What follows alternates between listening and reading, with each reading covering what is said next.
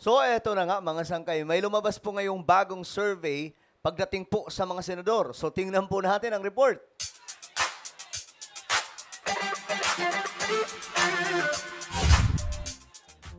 What's up?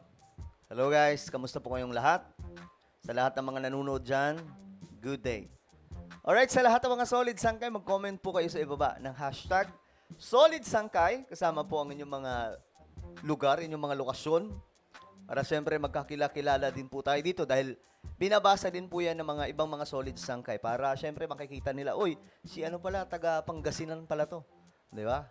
Taga ano pala to? Taga Biringan City. Alright.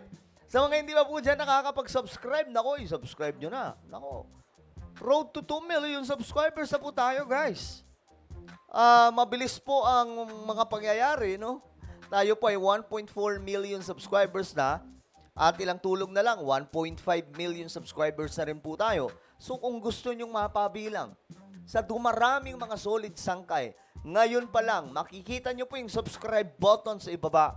Pindutin nyo po yan, tapos i-click nyo yung bell. At i-click nyo po yung all, i-subscribe nyo na yan. Alright? Sa mga nanonood po sa Facebook, i-follow nyo po yung ating Facebook page. Eto guys, pag-usapan po natin ang matitinding balita ngayon. Lumabas na po ang balita, mga sangkay, sa survey. Sa survey na ito, ipinakita kung sino nga ba ang mga nangunguna, sino nga ba ang may pinakamarami. Ang unit team, o ang unit team ni PBBM, unit team, tama ba? Unit team pa rin yung tawag, mga sangkay?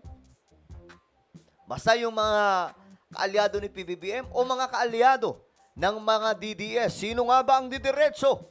Sino nga ba ang mga kandidatong didiretso sa Inidoro? O, tingnan po natin. Napanatili ni ACT-CIS Representative Erwin Tulfo ang pangunguna sa senatorial race batay sa nilabas na pinakahuling pre-election senatorial preferential survey ng... So, si Tulfo pala, mga sangkay, no? Hindi talaga siya mawala-wala, no? Laging nami-maintain yung pagiging number 1. Kaya nga ngayon, mga sangkay, nagiging sentro sa atake ng mga anti-Marcos. Kasi si Tulfo, di ba? Alam naman po natin yan, solid Marcos po talaga yan. Simulat sa poll, solid Marcos, si Erwin Tulfo. Ngayon, mga sangkay, si Erwin Tulfo, nagiging pulutan po ng mga atake nitong mga DDS. Pag nanalo po yan, 3 na po sila sa Senado, no? Andun na po si Raffy Tulfo. Tapos itong dalawang tong kandidato ngayon, nasa top 1 hanggang top 3, di ba? Si Erwin at saka si Ben. Okay. Tangere, isang buwan bago ang opisyal na simula ng campaign ng national candidates. Sa survey, nakapagtala si Tulfo ng... Ayan, mga sangkayo. Sa Tangere, Pre-Election Senatorial Preferential Survey, January 8 hanggang 11 ng 2025, Erwin Tulfo, 58%. Magsimula tayo sa pinakamababa. Si Pia Cayetano, ito po yung top 5 tama ba? At top 6, 43% si Pia Cayetano, Manny Pacquiao, 45%, Tito Soto, 48%. Ito nga, mga sangkay, kaya target ngayon, itong si Tito Soto at saka si Erwin Tulfo. Dahil itong dalawang to, ito po yung mga nasa kay PBBM na sobrang lalakas. Kita nyo si Tito Soto, di ba? May pelikula ngayon, yung Pepsi. Di ba? Alam nyo na yung Pepsi na yan. Hindi ako naniniwalang hindi yan pampolitika. Pampolitika yan. Maglolokohan pa ba tayo dito, mga sangkay? Para po masira siguro si Tito Soto. Ayan. Mayroong 48% si Tito Soto.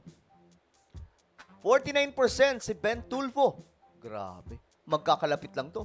Si Bongo naman ay mayroong 58%.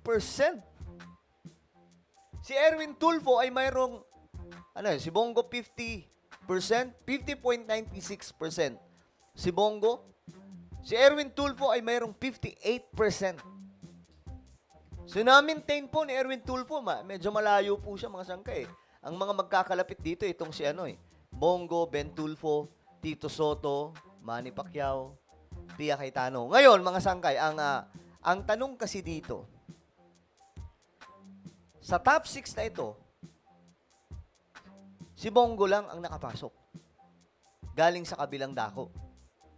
Galing po sa mga DDS. Kasi itong si Ben Tulfo, ano to independent po yan Ngayon, ang tanong dito, yung another top 6 na susunod dito, kasama na ba yung majority sa mga DDS na mga kandidato? Halimbawa sila Bato, sila Vic Rodriguez at kung sino-sino pa. O, tingnan natin. Ang 58% kahit bumaba ito ng 5% mula sa 63.13% noong Disyembre. Pasok din sa top 6 spot sina Senador Bongo, broadcaster na si Ben Tulfo, dating Senate President Tito Soto III, dating Senador Manny Pacquiao at Senador Pia Cayetano. Kasama sa Magic 12 sina dating DILG Secretary Benher Abalos. O ayan, ito na. Ito na yung kasama sa Magic 12. Okay? Yung top 6 kanina na una. Ito naman, sunod na top 6. Pang 12 na. Kumbaga, ito po yung mga, kung papalo mga sangkay, sila po yung mga mananalo. O, Benhur Abalos. Ay, magsimula tayo dito. Magkakalapit lang po ito mga sangkay, no? Sobrang lalapit lang, Amy Marcos, 31%. Ping Lacson. Si Amy Marcos, pang 12. Naku, naninilikado si Amy Marcos. Naku po, manang Amy. Baka malaglag ka po. Magdesisyon ka na kung kanino ka talaga. Ping Lacson, 32%. Lito Lapid, mayroon pong 34%. Tolentino, mayroon pong 34%. Bong Revilla, mayroong 35%. Benhor Abalos, 36%.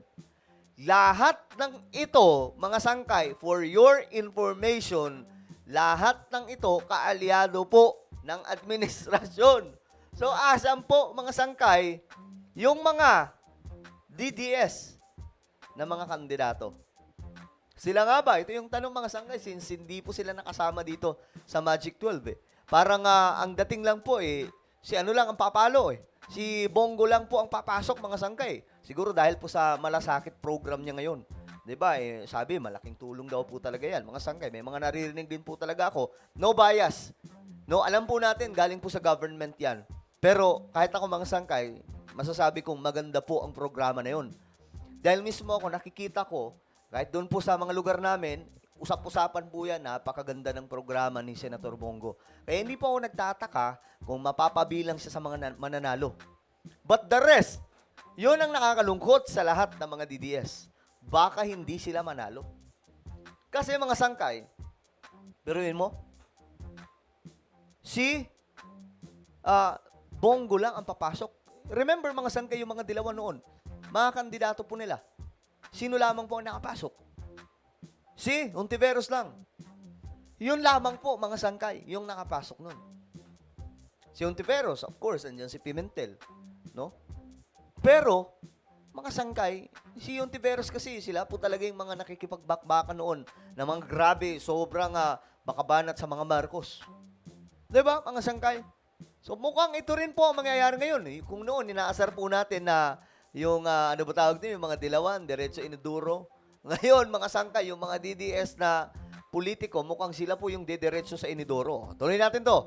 Jr., Senator Bong Revilla Jr., Senador Francis Tolentino, Senador Lito Lapid, dating Senador Ping Lacson, na nakakita ng pagbaba ng halos 10%, at si Senator Amy Marcos. Sumusunod dito ay si Makati Mayor Abby Binay. Ayun, mga sangkay, andito. Kahit nga dito, wala, si Bato lang.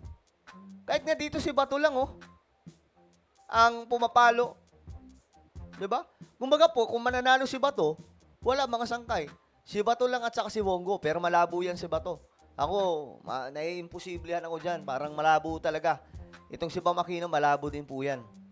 Senator Ronald Bato de la Rosa, dating Senador Kiko Pangilinan, dating Senador Pamakino, ang TV host na si Willie Revillame, Dr. Willie Ong, Tatawa ako kay Willie pag nanalo yan. Diyos mio Marimar.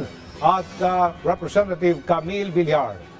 Ayon kay Tangere CEO Martin Xavier Peñaflor, sa nakarang buwan, consistent na mataas ang ranking na nasa top 6. Pero kasabay nito, may iba pang mga kandidato na patuloy na tumataas pagdating sa awareness ng publiko.